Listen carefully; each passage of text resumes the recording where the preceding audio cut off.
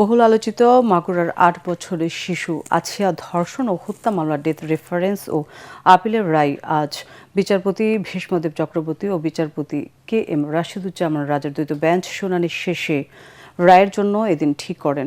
গত বছরের ৫ মার্চ মাগুরার নিজ নান্দোয়ালি এলাকায় বোনের শ্বশুর বাড়িতে বেড়াতে গিয়ে ধর্ষণ ও যৌন নিপীড়নে শিকার হয় ৮ বছরের শিশু আছিয়া। গুরুতর আহত অবস্থায় প্রথমে তাকে মাগুরা ও ফরিদপুরের হাসপাতালে নেওয়া হয়। অবস্থার অবনতি হলে ঢাকা মেডিকেল কলেজ হাসপাতাল এবং পরে ঢাকা সম্মিলিত সামরিক হাসপাতালে ভর্তি করা হয়। ১৩ মার্চ চিকিৎসাধীন অবস্থায় মারা যায় শিশু আছিয়া। মামলার অভিযোগ অনুযায়ী শিশুটির বোনের শ্বশুর হিটু শেখ তাকে ধর্ষণের পাশাপাশি হত্যার চেষ্টা করেন।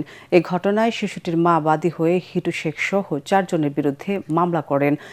২৩ এপ্রিল অভিযোগ গঠনের মধ্য দিয়ে বিচারিক কার্যক্রম শুরু হয়ে মাত্র ১৩ কার্যদিবসের মধ্যে শেষ হয়। প্রধান আসামি হিটু শেখকে মৃত্যুদণ্ড দিয়ে ১৭ মে রায় দেন মাগুরার নারী ও শিশু নির্যাতন দমন ট্রাইব্যুনাল।